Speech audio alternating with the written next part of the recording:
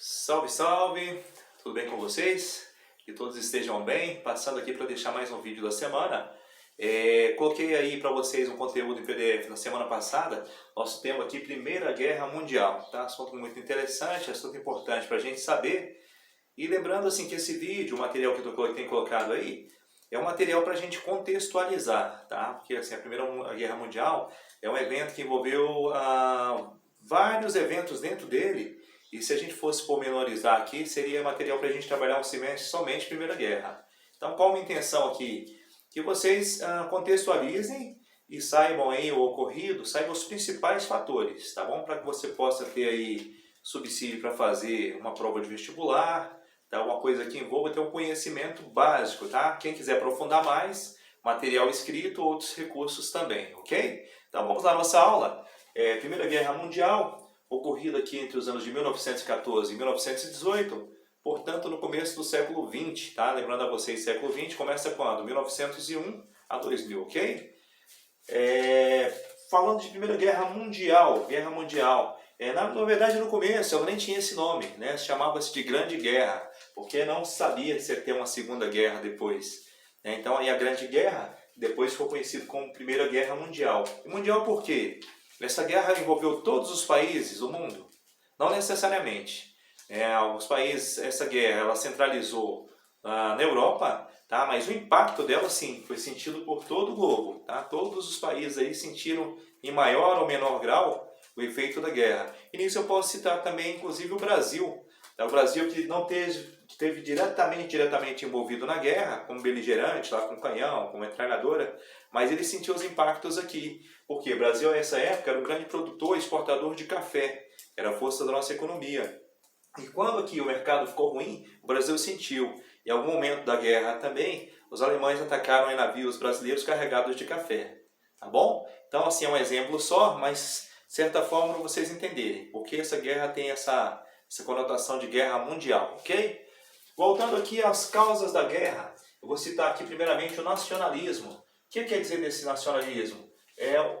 Os países que adquiriram uma identidade nacional, países que não haviam ainda unificado, que era um país envolvendo vários territórios, mas não tinha unificação, ok? Então esses países conseguiram se unificar e nisso veio esse sentimento de nacionalismo. Como no Brasil, composto por vários estados, mas o Brasil como um todo, a gente tem esse sentimento de brasileiro, independente de onde você mora, tá certo? E esse sentimento nacionalista também, essa identidade nacional, fez com que esses países recém-formados tivessem a necessidade de buscar novas fontes de renda. Eu cito o exemplo aqui da Alemanha. A Alemanha ela se unificou tardiamente. Ela foi unificada somente em 1871. Enquanto vários países já tinham unificado, inclusive a Inglaterra, os Estados Unidos já tinham participado, já tinham estavam vivenciando a Revolução Industrial. Então estavam aí bem adiantados em todos os processos. Então esses países que se unificaram tardiamente tiveram que correr atrás do prejuízo, tá certo? E aqui é uma coisa relacionada à outra. Do nacionalismo vem essa questão também do imperialismo. Imperialismo, que é essa necessidade dessas nações de conseguir novas terras, novas colônias, tá? Para que pudessem oferir lucro e ter renda também disso aí. E nesse momento aqui, no início do século XX, esse imperialismo ele foi aí mais utilizado na Ásia e na África, e também algumas regiões do Atlântico, tá certo? Lembrando que nesse período aqui também de imperialismo, essas nações que conseguiam sobressair, elas conseguiam ter uma renda maior, que causou uma certa tranquilidade. Tá? Esse período então foi um período próspero aqui para a Europa. E foi marcado aqui pelo momento que foi chamado de Belle Époque, ou Belle Époque, isso é em francês, né? Em português ficaria mais ou menos como Bela Época. Uma época de tranquilidade, que houve um crescimento aí cultural, tá? Uma tranquilidade também que permitiu esses países aí vivenciar um momento de calmaria. Tá? Mas isso aí já se apresentava também nessa disputa aqui. Esse período já sabia que era um tempo limitado, né? Que em breve viriam os conflitos que já se desenhavam, mostravam a possibilidade de uma guerra que realmente veio acontecer logo mais. Ok? Citei aqui a disputa entre os países europeus, disputas por quê? Por terra, tá? Por terra nessas novas colônias e por essas terras aqui que envolviam os limites entre um país e outro. Ok? Esses países não estavam unificados, então não se sabia ao certo se certas regiões menores pertenciam a um país ou outro, isso gerava guerras, tá? Guerras, conflitos ali, e isso de certa forma foi tirando aqui esse momento da Belle Époque e trazendo aí mais próximo da guerra, ok? Outra palavra importante para vocês aí guardarem mesmo, essas palavras que guardem esses nomes, tá? Na apostila está grifado também, nacionalismo, imperialismo, e vamos aqui de revanchismo, que é nada mais nada menos que revanche. Ir à forra, você ir atrás ali de alguma agressão sofrida e querer ali a revanche daquilo. E se eu posso citar para você aí, para vocês, uma guerra ocorrida entre a França e a Alemanha, tá? Que aí a França perdeu alguns territórios para a Alemanha. Entre eles destaca aqui da Alsácia e da Lorena também, tá bom? Esses períodos aí que foram disputados, tá? Nesse primeiro momento aí a Alemanha levou o melhor, mas ficou na França aquele sentimento de revanche, de querer correr atrás do prejuízo aí, como a gente fala, tá certo? E nesse sentido da Alemanha ter chegado aí tardiamente à sua unificação e querer correr atrás do prejuízo, ela acabou aí se indispondo com vários países, tá? Por questões de querer invadir terrenos que já estavam ocupados, né? E aí foi tendo vários inimigos também. E já sabendo aí, estava se desenhando uma possível guerra, já que em 1882, bem antes do início da guerra, que só iniciou aqui em 1914, já se formava aqui a Tríplice Aliança. Tríplice por quê? Em primeiro momento aqui 3 países maiores, tá? Se formaram aqui entre a Alemanha, tá? O Império Austro-Húngaro, que aí futuramente vai separar, né? Vai ser a Áustria, a Hungria e outros países também, que estavam em expansionismo, buscando novas terras também, causando conflito.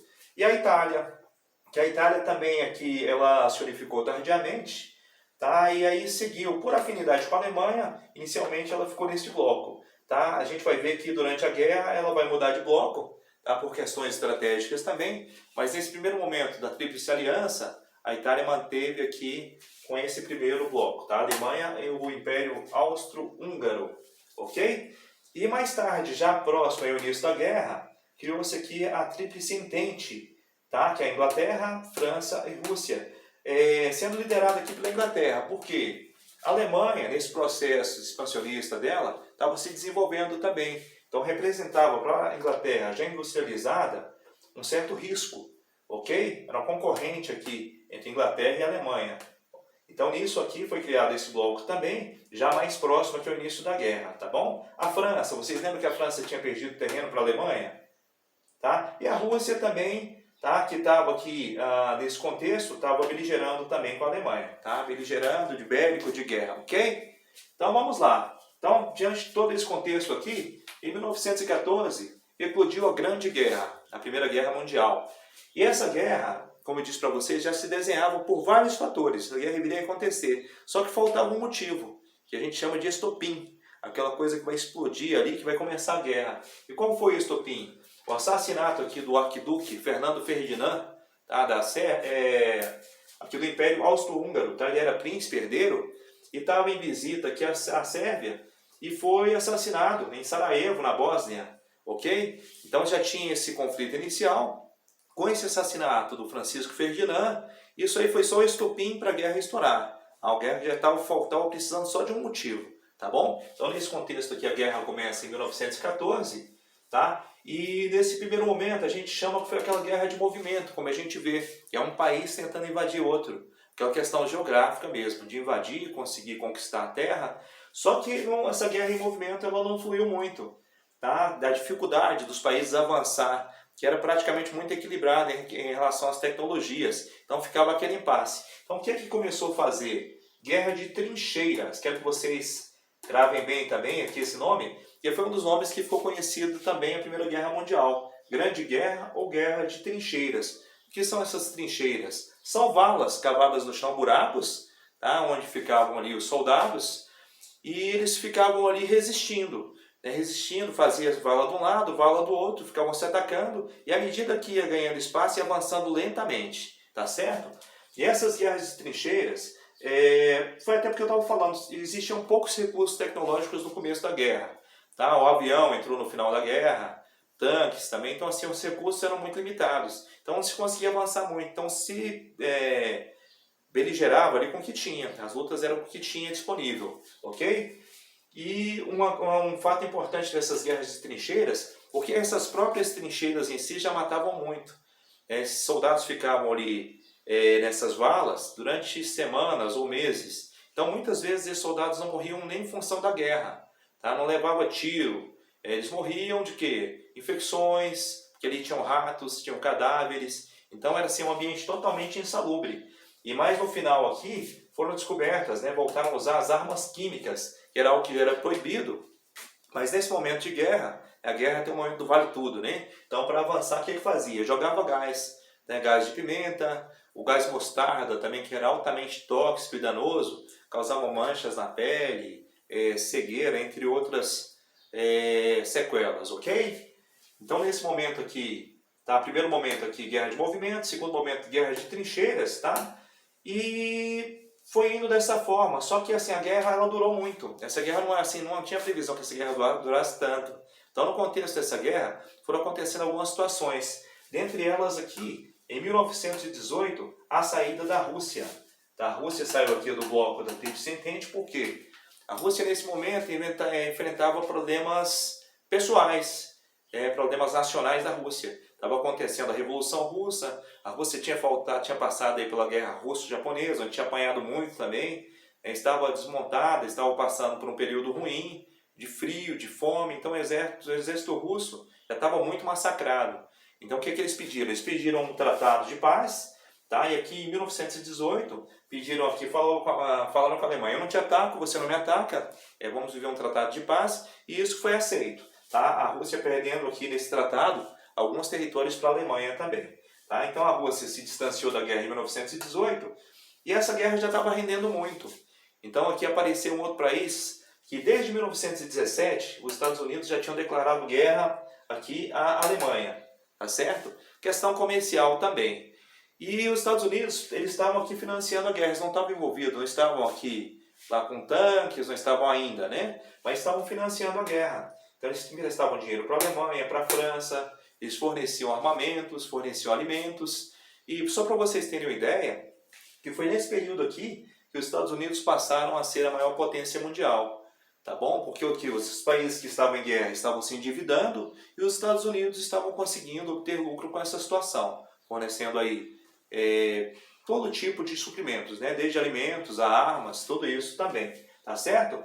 E em 1917 declarou guerra, né? Em 1918, efetivamente ele entrou na guerra, porque aquela guerra estava se estendendo muito, tinha o risco da Inglaterra perder a guerra, que é a Entente, e esses países, lembrando vocês que deviam dinheiro para os Estados Unidos, então não queria colocar o capital dele em risco. Então o que ele falou? Não, essa guerra já foi longe demais, é hora de entrar para decidir esse processo. Então aqui em 1918, os Estados Unidos entraram de fato na guerra, trazendo aviões, tanques. Então assim, foi o momento de dar um basta e resolver a guerra.